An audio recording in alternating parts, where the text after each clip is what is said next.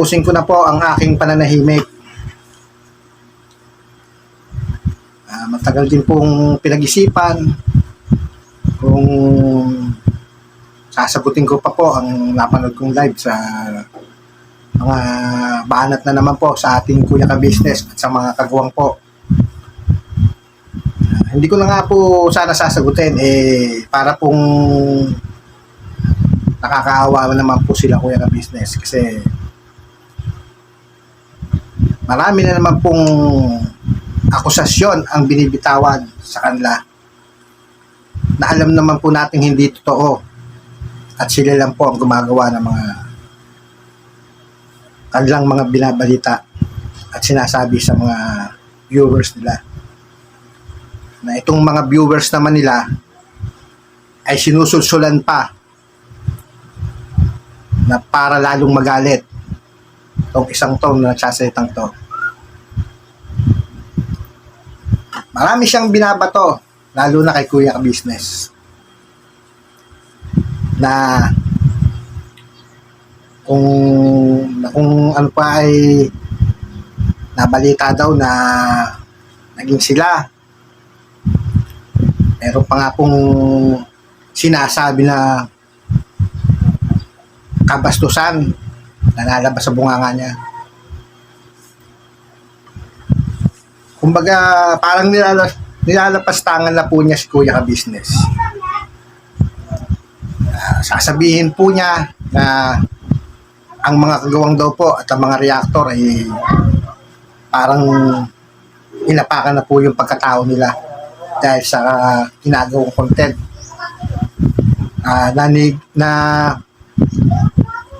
Nakalagay yung mga picture nila na wala naman daw silang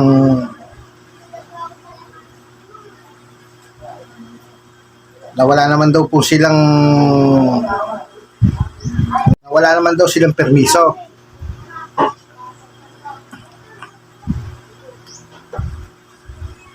Lagi na lang po silang tama. Lagi na lang po siyang tama sa palagay niya.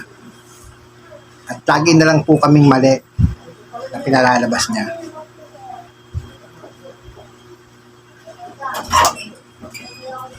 Lagi na lang po siyang pabiktima. Akala mo siya lagi ang tama. Pero nung tira niya, nung sa live niya, wala siyang iniisip kung may tinatamaan pa siya o may nasasaktan siya. Direct to the point ang ginawa niyang paglalasparan. Doon sa live niya po, kung ano-ano pong binato niya kay Kuya Ka-Business. Andiyan pa po yung nagmura siya, nagsalita siya ng masama, nambastos siya, niyapakan niya po ang pagkatao ng ating Kuya Ka-Business. Sinasabi, nambubuli daw ang mga kagawang. Sa palagay niya ba, sa ginawa niyang to, sa live niya, hindi siya nambuli?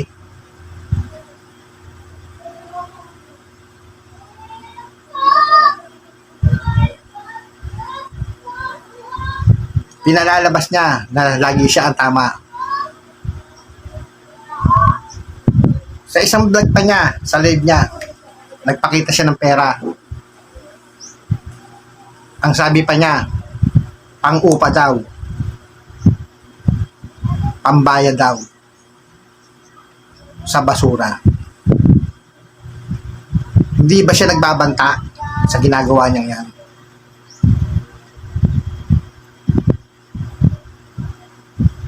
Naka-record lahat ng mga pinagsasabi mo sa live mo.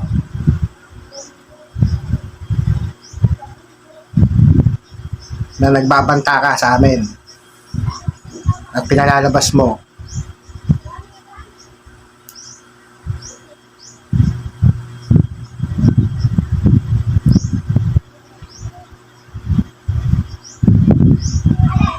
Din sa live mo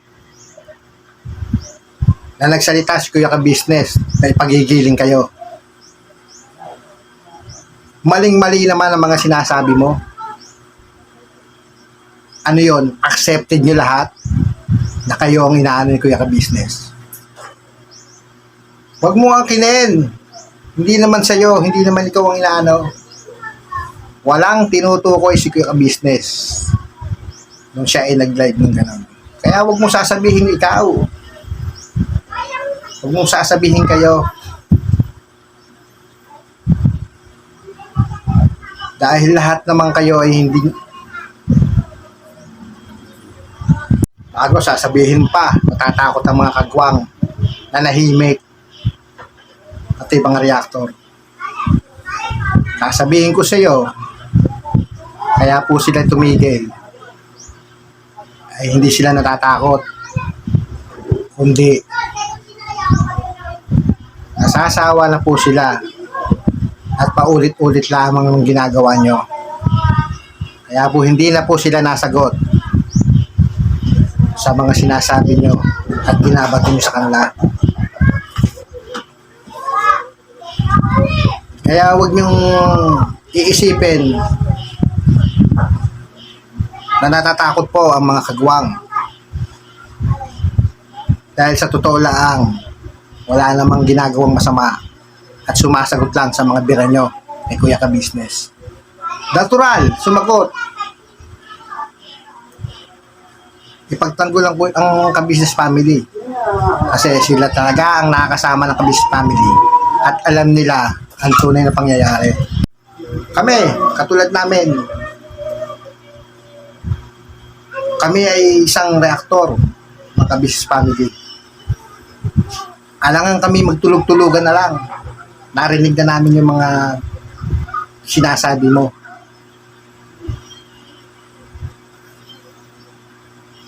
Alangan naman pabayaan na lang namin. Lahat ng pasaring nyo na hindi na kami magsalita. Karapatan namin magsalita sa binabato mo kay Kuya Ka-Business. Dahil alam namin na walang katotohanan ang mga pinagsasabi mo.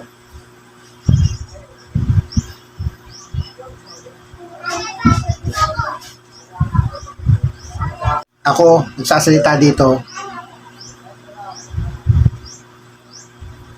hindi ako nagagalit. Inilalabas ko lang yung emosyon na nararamdaman ko. Kasi, kaya nga ako naging reactor ng Ka-Business family eh.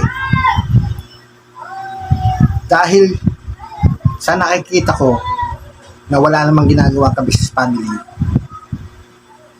pilit niyong binababa.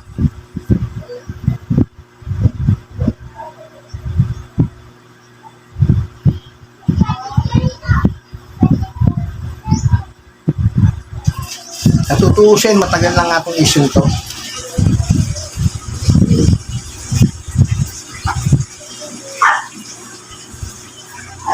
Miski ako'y walang bas-bas ni Kuya Ka-Business na sagutin ko itong ano mo. Sagutin ko itong mga sinasabi mo sa live. Ginawa ko pa rin kasi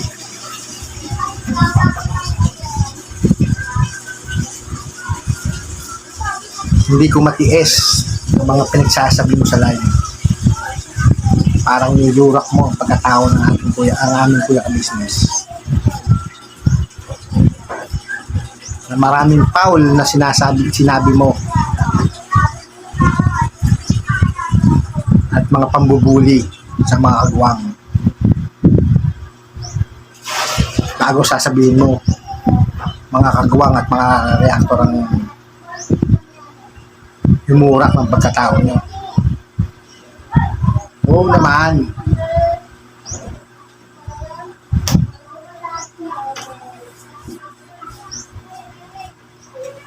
At doon naman sa sinasabi mong ginamit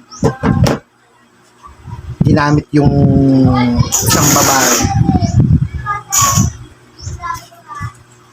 Yung isang babae na kasama mo ay ginamit ng Ka-Business family. Kasi sinasabi mo lang yan kasi magkakaano na kayo eh. Magkaka isang dikit na kayo eh. Pero alam mo naman na hindi ginamit niya ng ka-business family. Yan ay siya ang lumapit kay ate ka-business. Paulit-ulit na lang natin sinasabi to. Yan ang nag-message kay ate ka-business para mapalapit kay Kuya Bong. Alam mo yan, ikaw ay isang kasamahan din nila dati.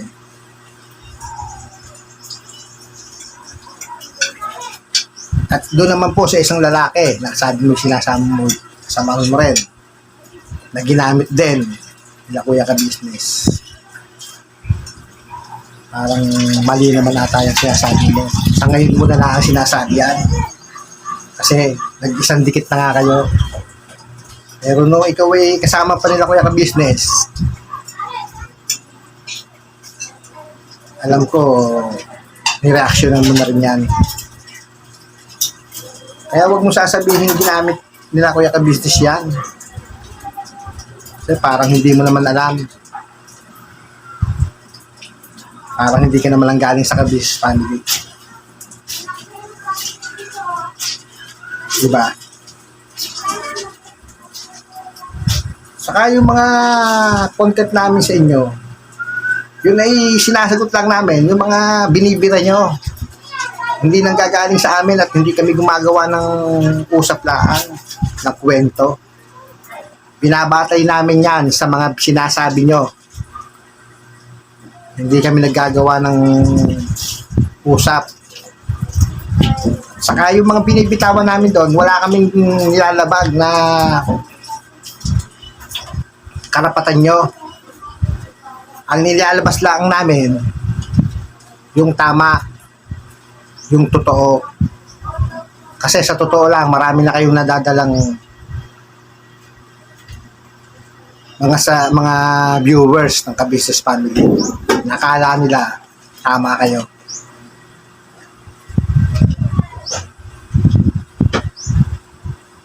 Palibas at hindi sumasagot ang aming kuya ka-business.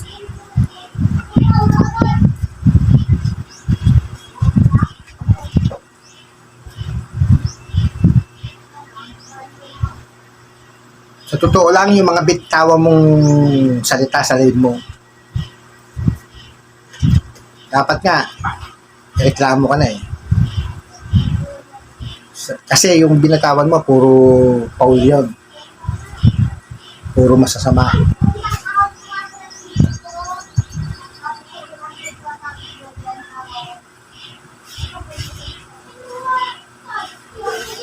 Pati ang isa pa, doon sa isang live mo, may nagsabi ka doon na nagbabanta ka. Sabi mo ay yung perang hawak mo ay pang-upa, pambayad sa basura.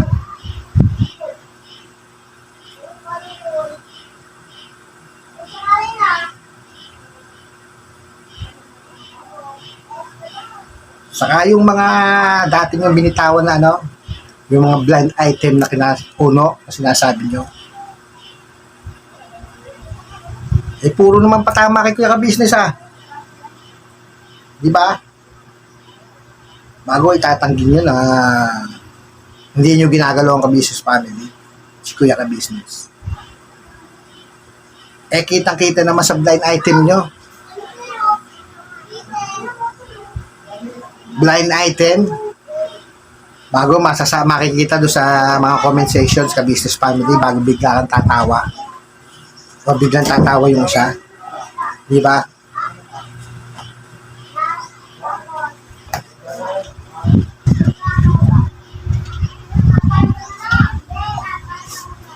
Ako ay naglalabas laang ng hinanaing nung nasa loob ko. Kasi parang lumalabas po na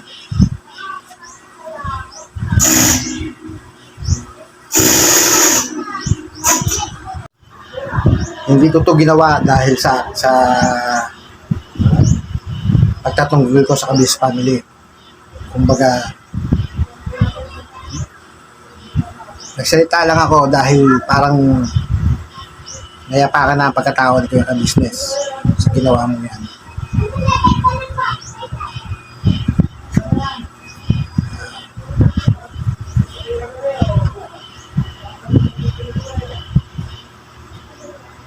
siguro po hanggang dito na lang po yung aking reaction. Maraming salamat po sa mga viewers, mga subscribers at mga silent viewers. Maraming salamat po kala Kuya Ka Business, kala Ate Ka Business, sa mga kagwang, kay Papa Dins, sa kasama kong mga reactor. Sana po pasupport naman po sila Ma'am Melly Kay, official vlog, si Renz NCTV, si Ma'am Bernalyn official vlog, saka si It's Me Bebang, at saka po si Ma'am Nika Marie official vlog, at saka si Nana Channel. Maraming salamat po sa mga subscriber. Salamat din po sa mga nagtiyaga sa mga video ko. Hanggang dito na lang po. Susunod na vlog na lang po.